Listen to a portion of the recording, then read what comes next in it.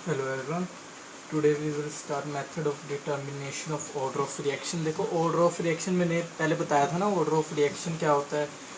The sum of the power of concentration terms in rate expression by, और ऐसे देख लो कि देखो यहाँ से अगर ऑर्डर निकालना है तो लाइक आपके पास ये रेट व एक्सप्रेशन है आर इक्वल्स टू ए की पावर एक्स एंड बी की पावर वाई प्लस सी की पावर जेड, है ना।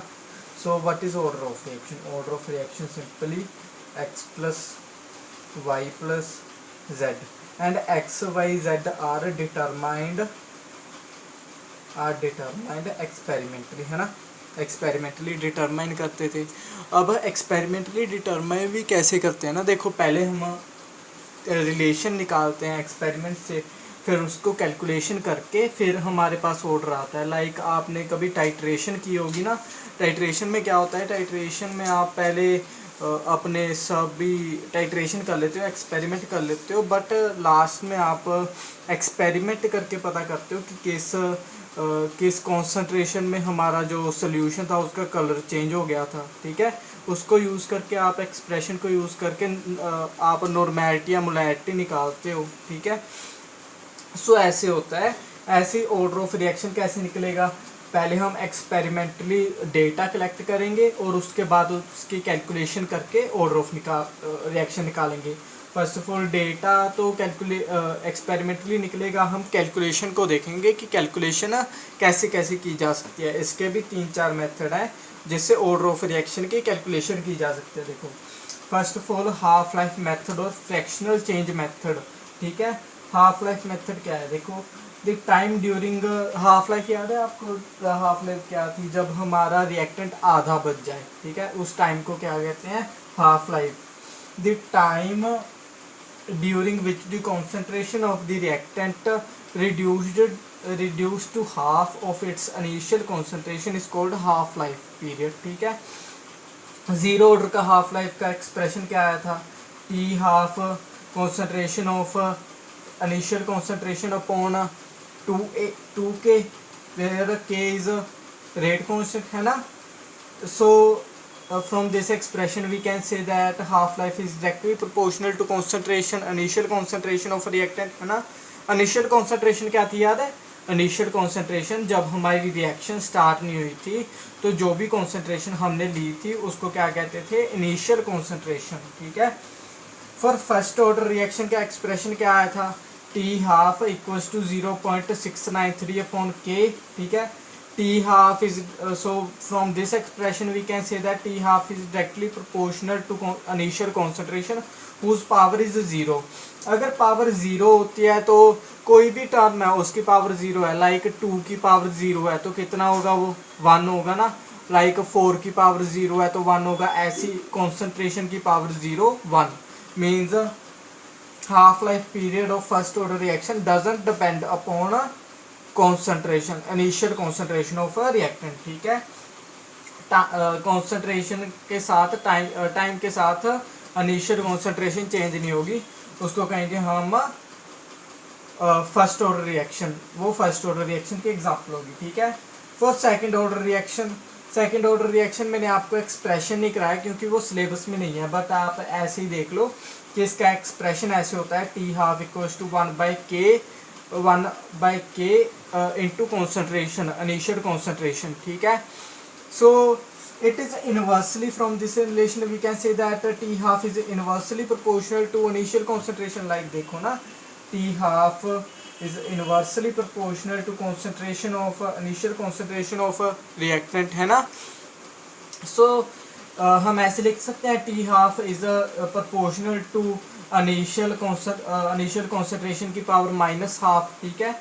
so इसका nth फॉर्मूला क्या बनेगा? देखो, फॉर देखो ये मेरा nth ऑर्डर रिएक्शन का एक टी हाफ का फॉर्मूला बन गया। लाइक आप पुट करके देखो, T half is directly proportional to initial concentration की पावर 1 - n, ठीक है। अब जीरो ऑर्डर के लिए यहाँ पर 0 फिल करो, ये आ गया एक्सप्रेशन।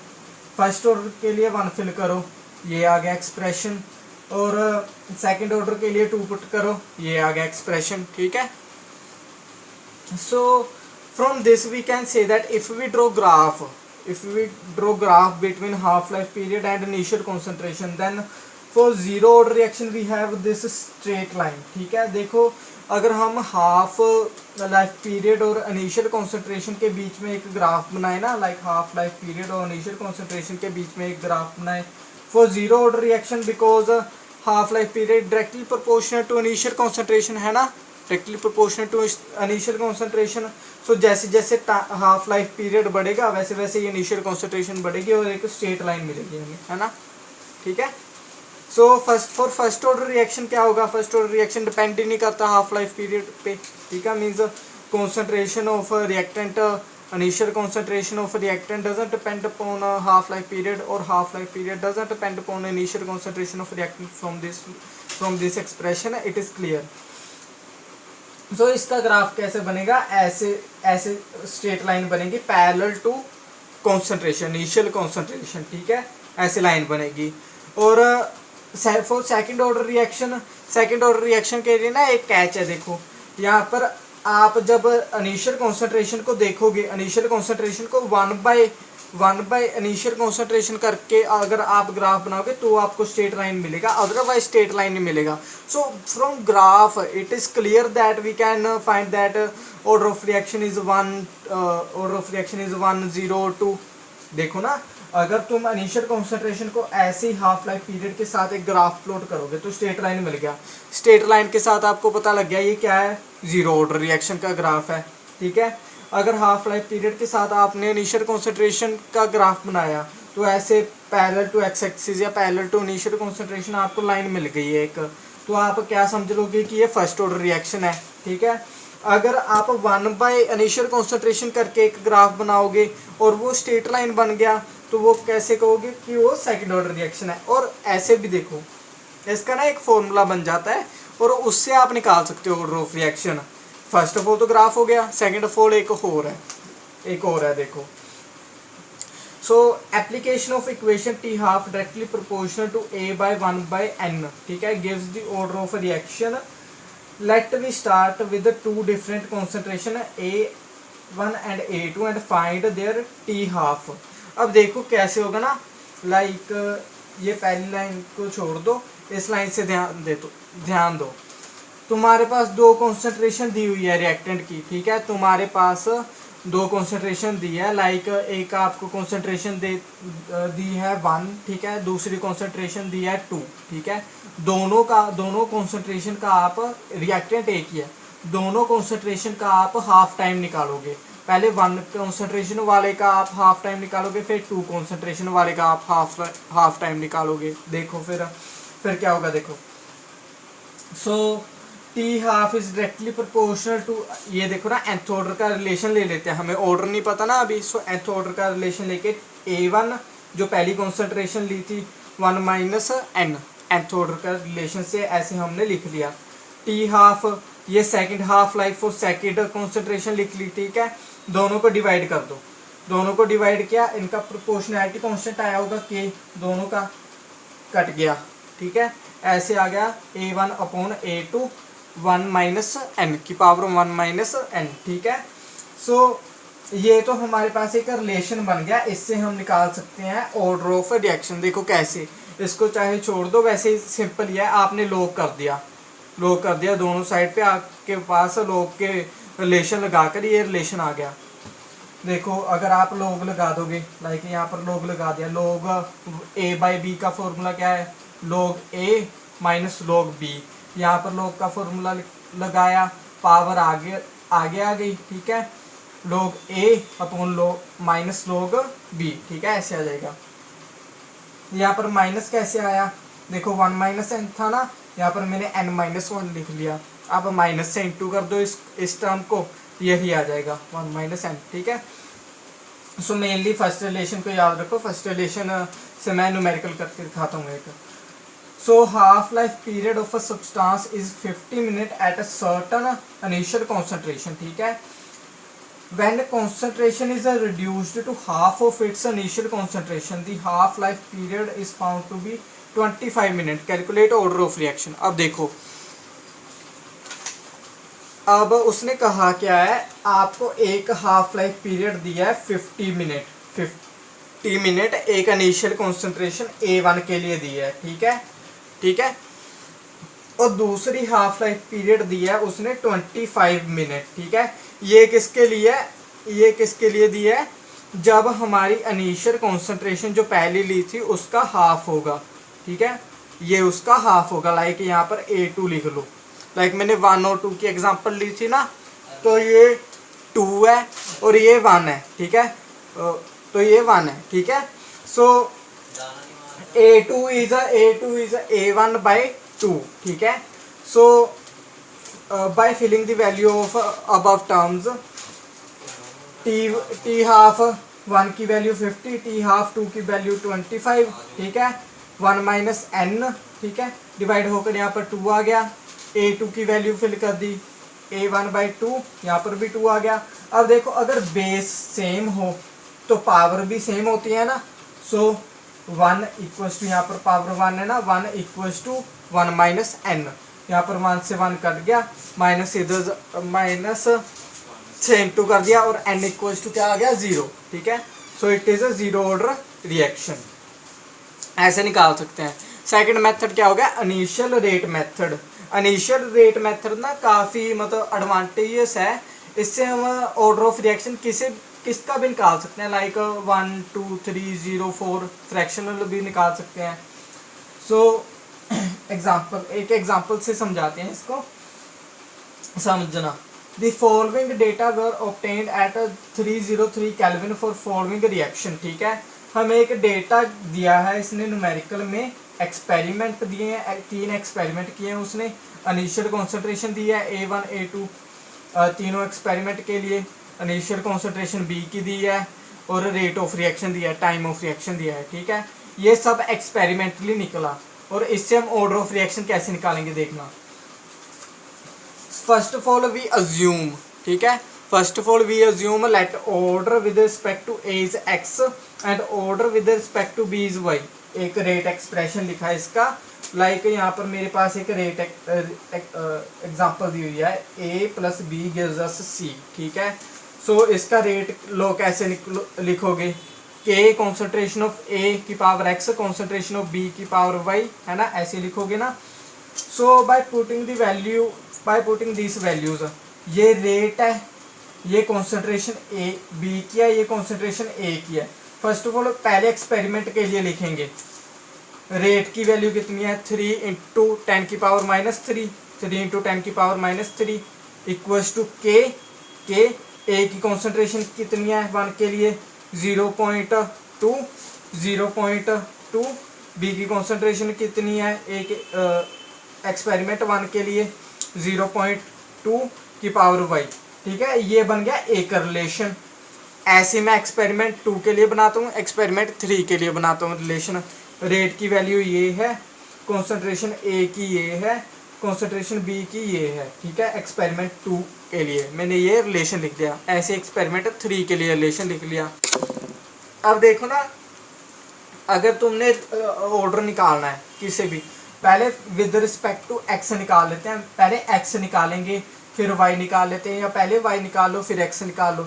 ये निकालेंगे कैसे, देखो पहले अगर तुम एक्स निकाल रहे हो, ठीक है, तो देखो वाई वाले सेम किस में रिलेशन में, देखो यहाँ पर कॉन्सेंट्रेशन सेम किसकी, वाई में कॉन्सेंट्रेशन सेम किसकी है, यहाँ पर रिलेशन 1 में 0.2 है, रिलेशन 1 में 0.2 है।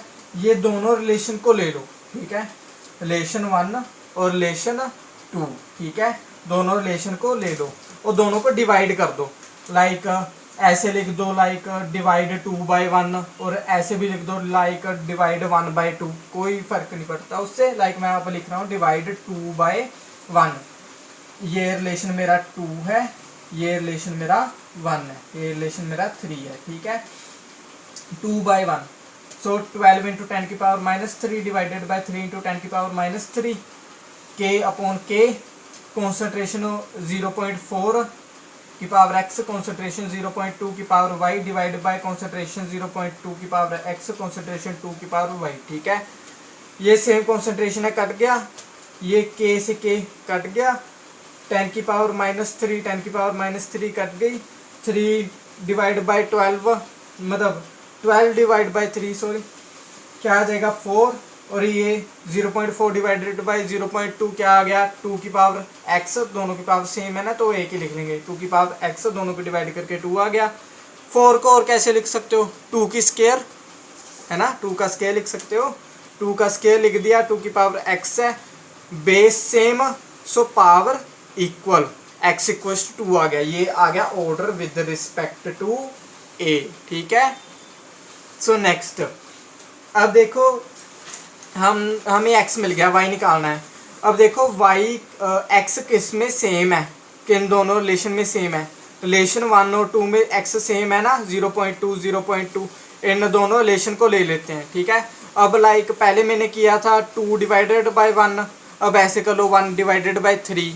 ठीक है, 1 डिवाइड बाई 3। ठीक है, सो दो इनकी वैल्यू को लिख के डिवाइड कर दिया। ठीक है, 3 इंटू 10 की पावर -3 डिवाइडेड बाई 6 इंटू 10 की पावर -3 के अपॉन के 0.2 0.2 की पावर x 0.2 0.4 की पावर y, ये देखो ये कट गया, के से के कट गया, 10 की पावर -3 10 की पावर -3 कट गई, ये 3 या ये 3 6 से कट के क्या आ जाएगा 1/2, ये 0.2 0.4 से कट के क्या आ गया 1/2, base same so power same, y equals to कितना आ गया y equals to 1, order with respect to b क्या आ गया 1।